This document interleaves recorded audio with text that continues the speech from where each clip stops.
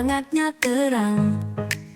Di Jombang kota pendidikan gemilang, merdeka belajar cita-cita bersama. Angkatan 11 majukan kita. Maju terus pantang mundur, ilmu ditanam siswa disubur. Harapan tinggi masa depan cerah, Angkatan 11 tetap semarak. Jombang berseri. Assalamualaikum warahmatullahi wabarakatuh, Ibu Dina. Waalaikumsalam warahmatullahi wabarakatuh, Bening. Bagaimana kabarnya Ibu Dina hari ini? Alhamdulillah, kabarnya hari ini baik sekali, Bening. Alhamdulillah. Sehat ya, Bu? Alhamdulillah sehat. Iya, nikmat yang luar biasa. Ya, Iya, betul. Begini Ibu Dina, saya mohon izin minta waktunya sebentar untuk mewawancarai Ibu. Bening monggo. Mumpung hari ini tidak ada kegiatan, jadi kita bisa melakukan wawancara. Baik, terima kasih. Dalam wawancara ini ada beberapa pertanyaan yang akan saya ajukan kepada Ibu Dina terkait pengambilan keputusan berbasis nilai-nilai kebajikan sebagai seorang pemimpin untuk memenuhi tugas saya dalam rangka mengikuti pendidikan guru penggerak modul 3.1 demonstrasi kontekstual. Ya, Bening. Baik Ibu Dina, langsung saja pada pertanyaan yang pertama. Ya, Selama ini bagaimana Ibu Dina dapat mengidentifikasi kasus-kasus yang merupakan dilema etika atau bujukan moral? iya Bening. Setahu saya, guys, sepengetahuan saya, untuk mengidentifikasi kasus itu merupakan dilema etika atau bujukan moral itu kita lihat kasusnya. Kalau dilema etika itu kan benar versus benar, Bening. Sedangkan bujukan moral itu kan benar versus salah. Itu pengetahuan saya, Bening, ya. Seperti itu, Bening. Jadi dilihat benar salahnya gitu Iya, ya. iya. Kalau benar-benar berarti dilema etika, Iya. kalau benar Dan salah itu berarti bujukan moral. Baik Ibu, lanjut pertanyaan yang kedua. Selama ini bagaimana Ibu Dina menjalankan keputusan pengambilan di sekolah Ibu Dina, terutama untuk kasus-kasus di mana ada dua kepentingan yang sama-sama benar atau sama-sama mengandung nilai kebajikan. Iya, Bening. Sebelumnya kita itu dalam mengambil keputusan seperti itu kita harus mengidentifikasi dulu masalahnya seperti apa, kemudian kita pilah itu masuk bujukan moral atau dilema etika, seperti itu Bening. Nah, untuk mengambil keputusannya tidak serta-merta kita langsung mengambil keputusan, tapi ada langkah-langkahnya, ada prinsip-prinsipnya yang harus kita pegang dari pengambilan keputusan tersebut.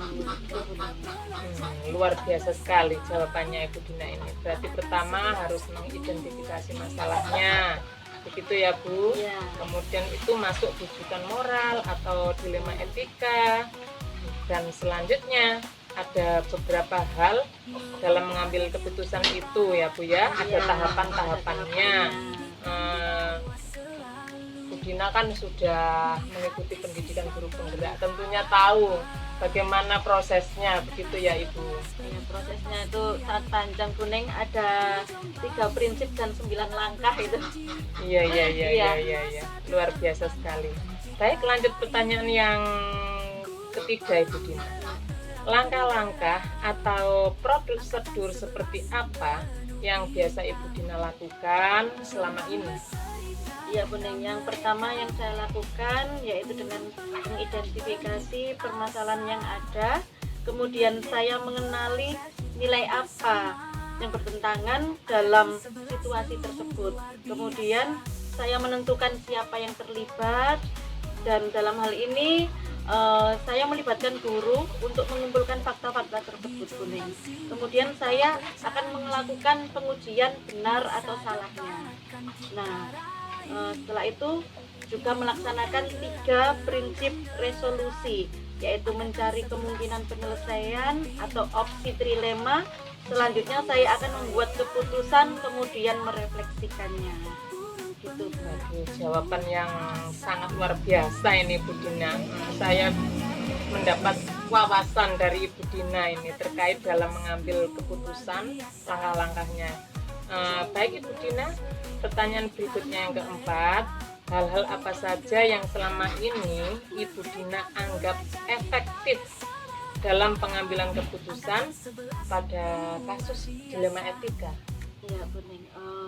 Ketika saya berhadapan dengan kasus dilema etika, hal yang cukup efektif menurut saya yaitu dalam pengambilan keputusannya adalah menggunakan 3 prinsip resolusi kuning seperti yang saya katakan tadi, yaitu berpikir berbasis hasil akhir, kemudian berorientasi pada aturan yang benar, dan mengutamakan rasa peduli. Itu yang penting, Buning. Kemudian juga memperhatikan ini, Buning, dampak jangka panjangnya. Nah, juga merupakan memperhatikan dampak jangka panjang itu juga merupakan hal yang efektif menurut saya. Selain itu juga seringkali saya melakukan diskusi dengan para guru dan pemangku kepentingan sekolah untuk menyelesaikan masalah tersebut. Karena meskipun saya kepala sekolah, tapi dalam mengambil keputusan saya tidak bisa sendiri. Saya harus melibatkan semuanya, guru-guru dan semua pemangku kepentingan yang ada di sekolah. Gitu ya Ibu Dina. Iya. Sungguh luar biasa Ibu Dina ini. Jadi meskipun kedudukannya kepala sekolah, tapi kita kan termasuk butuh dengan warga sekolah, unsur-unsur yang ada di sekolah ya Bu Tetap Dina. kerjasama, kolaborasi. Ya, kerjasama, Iya. kolaborasi harus dijalankan. Ya. Baik Ibu, untuk pertanyaan berikutnya yang kelima, hal-hal apa saja yang selama ini merupakan tantangan dalam pengambilan keputusan pada kasus-kasus dilema etika Ibu? Iya, menurut saya dilema etika itu memang hal yang termasuk sulit untuk diputuskan, Buning. Kenapa? Karena kan sama-sama benar, ya. Jadi menyangkut nilai yang sama-sama mengandung kebenaran. Nah, itu menurut saya sulit untuk menentukan bagaimana mengambil keputusannya. Nah, namun saya kembalikan lagi pada nilai-nilai yang saya pegang dan aturan yang berlaku, serta tidak lupa juga kepedulian terhadap sesama juga harus tetap saya pertimbangkan. Baik Ibu, ini kalau diumpamakan ini bagaikan buah si malakama ya Bu ya, benar dengan benar. Pada intinya tidak merugikan pihak begitu ya Bu ya. Ya baik Bu. Lanjut pertanyaan yang keenam, apakah Ibu memiliki tata kelola atau jadwal tertentu dalam penyelesaian kasus etika dilema? Apakah Ibu langsung menyelesaikan di tempat atau memiliki jadwal untuk penyelesaiannya? Bentuk atau prosedur seperti apa yang Ibu jalankan? Ya, Buning, selama ini sih saya tidak ada jadwal khusus atau tata kelola khusus, karena hal-hal tersebut saya laksanakan itu jika ada hal yang urgent. Misalnya ada masalah, ya sudah, saya selesaikan dengan langkah-langkah yang saya sebutkan tadi, yaitu dengan melibatkan guru-guru dan para pemangku kepentingan. Nah, jadi tidak ada jadwal khusus untuk, kita kan tidak bisa memprediksi adanya masalah itu kapan. Baik, ya. ya. Itu Berarti tergantung permasalahannya ya Ibu ya, urgent atau tidak. Kalau masalah itu urgent ya segera kita selesaikan. Baik Ibu, pertanyaan yang ketujuh, adakah seseorang atau faktor-faktor apa yang selama ini mempermudah atau membantu Ibu dalam pengambilan keputusan dalam kasus-kasus dilema etika itu? ya, kalau yang mempermudah saya tentunya itu kerjasama tadi ya, kerjasama dengan guru-guru, dengan pihak yang berkepentingan. Nah, itu merupakan faktor yang sangat membantu saya dalam mengambil keputusan. Kalau misalnya mengambil keputusan saya pikirkan sendiri, itu tidak akan bisa, tidak akan jalan. Jadi faktor-faktornya itu tadi, guru-guru dan para pemangku kepentingan yang terlibat dalam masalah tersebut. Baik, jadi melibatkan unsur-unsur yang terkait dalam permasalahan itu ya Bu. Iya, Bu. Iya. Baik.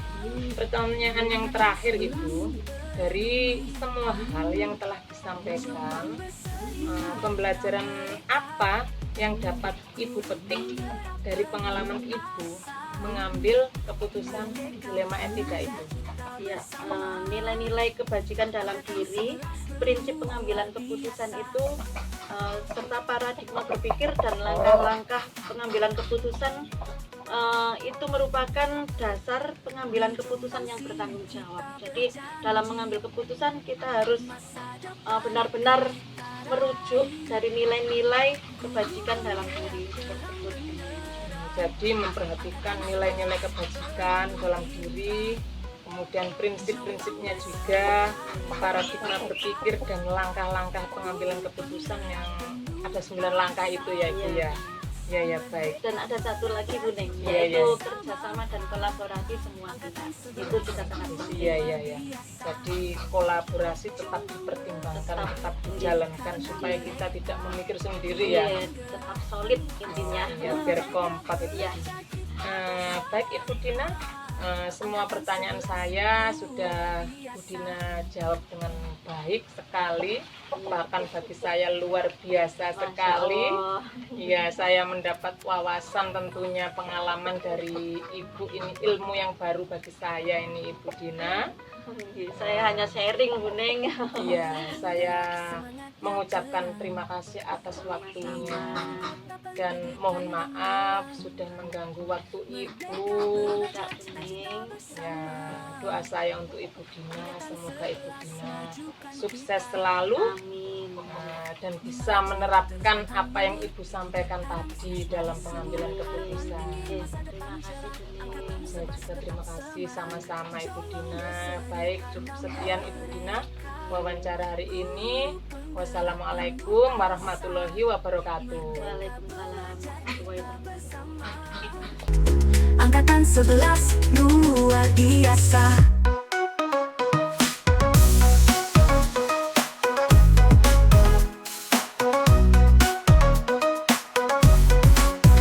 Melangkah yakin tanpa ragu, pendidikan di bawah selalu, di hati siswa penuh harapan. Angkatan 11 beri kepastian. Di Jombang sini kita berjanji, masa depan akan kita raih. Guru penggerak terang bendera, Angkatan 11. Assalamualaikum warahmatullahi wabarakatuh, Ibu Sali. Waalaikumsalam warahmatullahi wabarakatuh, Bu Ija. Bagaimana kabarnya Ibu Salis hari ini? Alhamdulillah sehat. Alhamdulillah, nikmat yang luar biasa ya Bu, perlu kita syukuri. Mohon izin Ibu Salis, apakah boleh saya meminta waktunya sebentar? Siap, iya Bu, monggo. Baik, terima kasih. Saya ingin mewawancarai Ibu terkait pengambilan keputusan berbasis nilai-nilai kebajikan sebagai pemimpin untuk memenuhi tugas saya, demonstrasi kontekstual modul 3.1 dalam program pendidikan guru penggerak. Ada beberapa pertanyaan yang akan saya ajukan. Saya mulai pertanyaan yang pertama ya. Baik, Ibu. Oke, monggo. Selama ini bagaimana Bu Salis dapat mengidentifikasi kasus-kasus yang merupakan dilema etika atau rujukan moral? Baik, siap. Gini ya Bu Ijan, tentunya dalam keseharian kita pernah dihadapkan suatu kondisi situasi yang mengharuskan kita untuk mengambil suatu keputusan. Jadi kalau saya pribadi, ketika saya diharuskan untuk mengambil suatu keputusan, intinya niku nek ngarani wong Jawa mboten angsal busa-busu. Jadi harus ada suatu cross check dulu. Kita cross check, kita amati dulu apa sebenarnya permasalahannya. pastinya akan ada masalah. Sehingga tentunya ada solusi yang di situ membutuhkan suatu pengambilan keputusan dari kita. Jadi intinya kita harus mengamati betul apa permasalahan yang harus kita putuskan solusinya gitu. Jadi harus di cross check dulu ya. Oke. Diamati dulu. Iya. Baik. Untuk pertanyaan yang kedua Ibu Salis, selama ini bagaimana Ibu menjalankan keputusan pengambilan di sekolah? Maksud saya menjalankan keputusan pengambilan di sekolah Ibu, terutama untuk kasus-kasus di mana ada dua kepentingan yang sama-sama benar atau sama-sama mengandung nilai kebajikan. Oke. Nah, ini tentunya sulit ya, karena ada dua kepentingan yang dirasa benar ya. Jadi Iya. tapi kita harus memilih, begitu maksudnya ya. Iya. Nah, ini kalau selama ini pengalaman saya ketika mengambil suatu keputusan terkait dengan kebijakan di sekolah, tentunya sekolah itu bukan milik saya sendiri, sehingga saya harus melibatkan semua unsur yang ada di sekolah kita, terutama ketika kita mengambil suatu keputusan dengan ini misalkan terkait dengan siswa ya, tentunya di situ yang berperan dan tahu permasalahan guru. Iya, Jadi baik. guru ini biasanya partner saya untuk membantu memberikan masukan ketika saya diajarkan untuk harus mengambil suatu keputusan gitu. Berarti intinya Ibu Salis berdiskusi dulu dengan Dewan Guru. Oh, baik. Lanjut pertanyaan yang ketiga Bu Salis. Langkah-langkah atau prosedur seperti apa yang biasanya Ibu lakukan selama ini? Jadi memang seperti yang saya katakan tadi, mengambil suatu keputusan itu kan tidak boleh ya Bu, terus langsung ujuk-ujuk ngoten nggih. Iya, Bahasanya orang Jawa itu berproses. Misalkan memang dituntut untuk cepat gitu ya, tapi kita tetap itu membutuhkan suatu proses nggih. Jadi yang pertama kita harus tahu betul apa permasalahannya. Kita harus proses dulu, kita pelajari dulu permasalahannya apa sebelum kita menemukan solusinya. Nah, mungkin kita menemukan solusi tanpa mengetahui duduk permasalahannya. Jadi yang pertama kita amati dulu, kita proses dulu. Lalu kalau kita udah tahu permasalahannya, kita butuh berdiskusi, kita diskusikan. Kita nggak bisa menentukan sendiri di sekolah itu. Ada teman sejawat kita, rekan guru seperti itu ya. Kita ada diskusi, berkomunikasi untuk mendiskusikan tentunya solusi yang terbaik, ya, solusi yang terbaik untuk permasalahan yang kita jadi setelah itu mungkin kita bisa merencanakan tindak lanjut selanjutnya untuk mengatasi permasalahan. Intinya itu tadi, kita cross check dulu. Berarti cross check dulu, kemudian mendiskusikan begitu, kemudian setelah diskusi lanjut membuat keputusannya gitu ya. Baik Ibu Salis, lanjut pertanyaan yang keempat ini. Hal-hal apa saja yang selama ini Ibu anggap efektif dalam pengambilan keputusan pada kasus-kasus dilema etika Ibu? Kalau menurut saya secara pribadi ya, cara yang efektif itu ya tadi, kita dalam mengambil suatu keputusan alangkah lebih baiknya itu melalui proses diskusi. Tidak kita tentukan sendiri, kita butuh masukan dari rekan-rekan kita, unsur atau warga sekolah di sekolah kita. Kita diskusi dulu, kita komunikasikan, itu penting sekali. Itu menurut saya cara yang selama ini efektif saya lakukan ya, tetap berdiskusi, berkomunikasi dengan rekan-rekan. Jadi intinya berkomunikasi, berbincang-bincang dari hati ke hati ya Ibu ya. Ya, baik. Lanjut Bu, pertanyaan berikutnya. Hal-hal apa saja yang selama ini merupakan tantangan dalam pengambilan keputusan pada kasus-kasus dilema etika. Nah ini, jadi ya kalau sudah bicara dilema etika itu tadi kan berhubungan dengan kita dihadapkan kondisi yang sama-sama benar. Iya, Baik. gitu ya. Jadi yang sering jadi tantangan itu apa? Kita melawan dengan adanya rasa kasihan. Nah itu kalau gak tak ambil seperti ini, langkah seperti ini, kok yo kasihan. Nah itu kalau udah muncul rasa kasihan itu udah itu berpengaruh, itu sangat sulit. Itu yang selama ini saya alami, itu tantangan tersendiri. Kalau udah urusan hati kasihan, nah itu. Jadi mau memilih ini benar, pilih ini juga benar. Iya, bagaikan buah si malakama. Iya, iya. Betul sekali. Baik, Bu. Lanjut pertanyaan berikutnya yang keenam. Apakah Ibu memiliki tata atau jadwal tertentu dalam penyelesaian kasus etika dilema? Apakah Ibu langsung menyelesaikan di tempat atau memiliki jadwal untuk menyelesaikannya? Bentuk atau prosedur seperti apa yang Ibu jalankan? Oke. Tentunya kalau jadwal tertentu tidak ada ya Bu ya. Karena ya juga kondisi itu kan ya tidak tentu, kita juga tidak terduga kadang-kadang ya.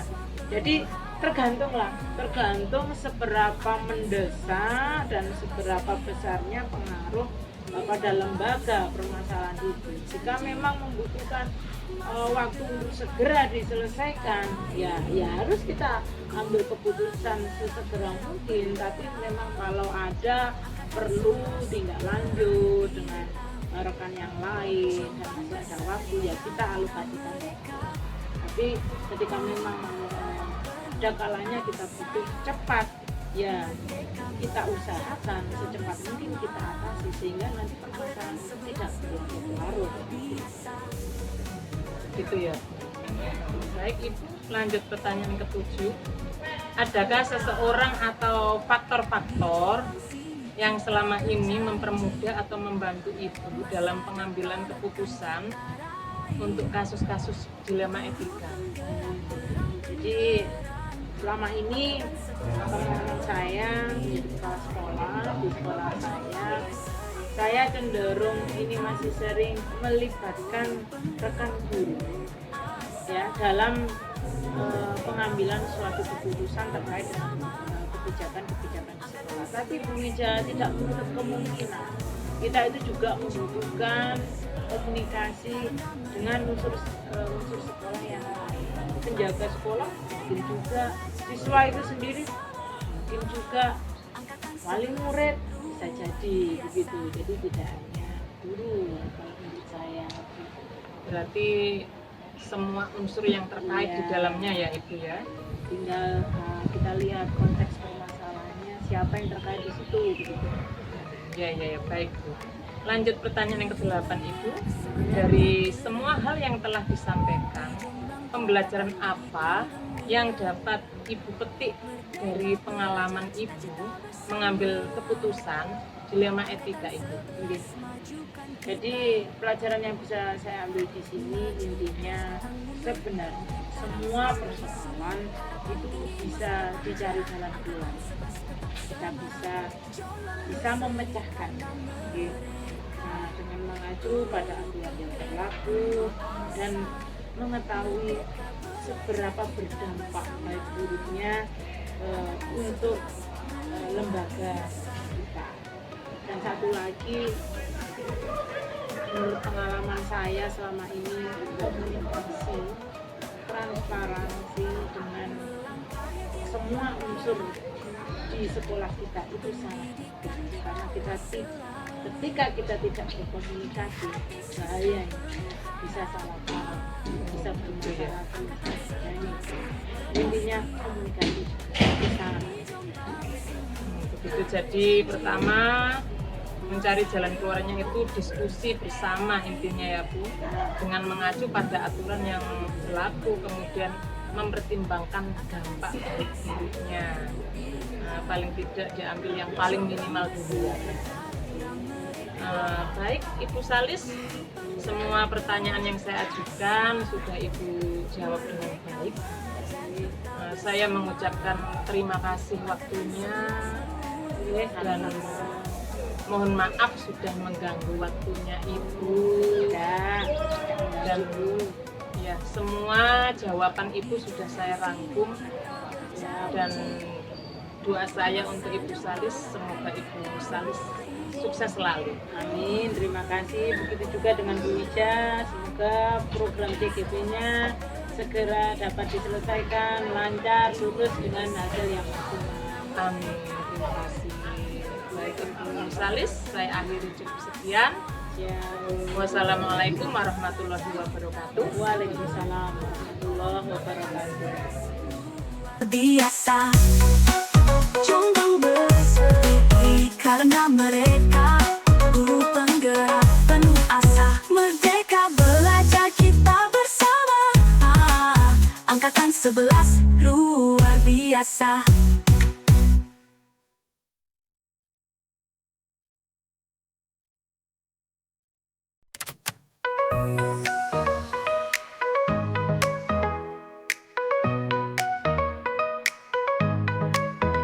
Guru penggerak semangatnya terang, di Jombang kota pendidikan gemilang. Merdeka belajar cita-cita bersama, Angkatan 11 majukan kita. Maju terus pantang mundur, ilmu ditanam siswa disubur. Harapan tinggi masa depan cerah, Angkatan 11 tetap semarak. Jombang berseri karena mereka guru penggerak penuh asa. Merdeka belajar kita bersama, Angkatan 11 luar biasa.